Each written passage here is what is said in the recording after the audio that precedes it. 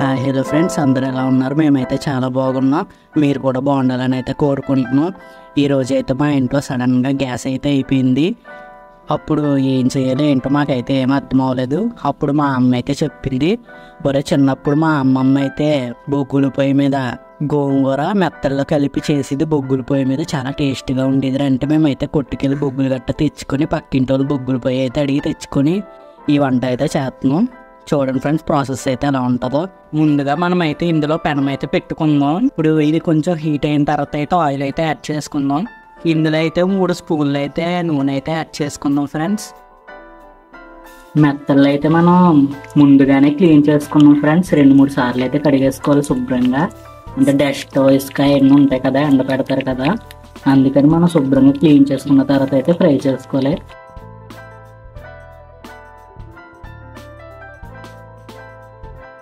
అయిపోయింది ఫ్రెండ్స్, నూనె అయితే వేడి. ఇప్పుడైతే మనం మెత్తలు అయితే మొత్తం యాడ్ చేసుకున్నాం అందులోకి. ఇప్పుడైతే మనం వీటిని బాగా ఫ్రై అయితే చేసుకున్నాం.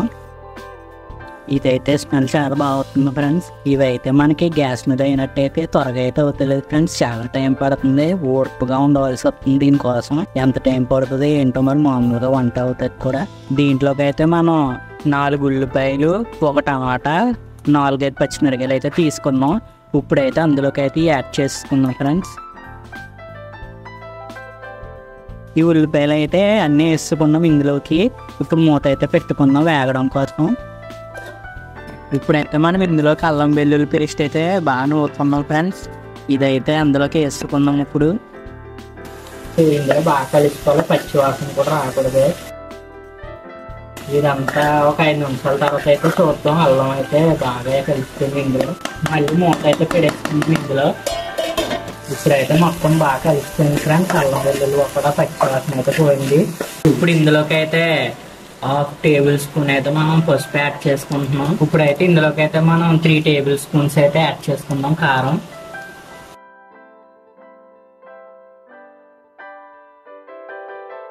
ఇందులోకి అయితే మనం తగినంత అయితే సాల్ట్ యాడ్ చేసుకున్నాం. మళ్ళీ అన్నీ కొంచెం బాగా కలిసే వరకు అయితే తిప్పుకొని మూత అయితే పెట్టేస్తున్నాం. ఇప్పుడైతే ఇందులో బొగ్గులు అయితే బాగా ఆగిపోయినాయి ఫ్రెండ్స్.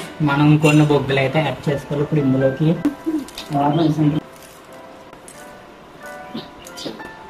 ఇప్పుడైతే మనం మళ్ళీ దీన్ని పొయ్యి మీద అయితే పెట్టేస్తున్నాం.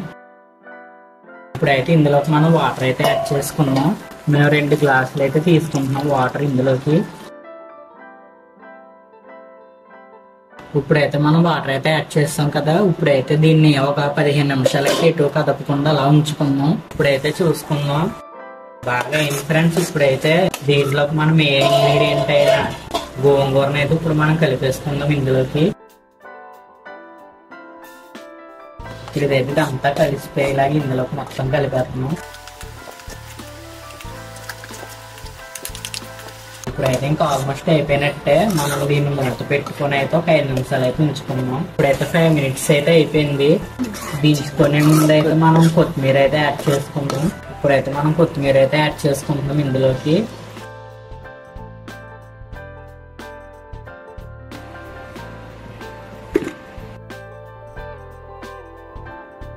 చూడండి ఫ్రెండ్స్, కూర అయితే ఇలా అయింది. మేమైతే ఇప్పుడు టేస్ట్ చూస్తున్నాం. చాలా బాగా వచ్చింది వాసన అయితే. కూర అయితే అయ్యేటప్పటికి చాలా టైం పట్టింది ఫ్రెండ్స్. 2 గంటలు అయితే పట్టింది మాకు కూర అంతా అవడానికి. నేనైతే అసలు ఆగలేకపోతున్నాను. ఇప్పుడు కూర అయితే చాలా బాగా వచ్చింది ఫ్రెండ్స్. కష్టంగా తగ్గ ఫలితం అయితే వచ్చింది మాకు. కూర పుల్లగా భలే అయితే ఉంది. అక్కడ మెత్తలు కూడా తగులుతూ ఉంటే మీరు కూడా మీ ఇంటికాడ చేసుకుని ఆస్వాదిస్తారని కోరుకుంటున్నాను. వీడియోకి అయితే లైక్ చేసి, షేర్ చేసి, సబ్స్క్రైబ్ చేయండి ఫ్రెండ్స్. కామెంట్ కూడా చేయండి. మళ్ళీ నెక్స్ట్ వీడియోలో కలుసుకుందాం. Bye friends.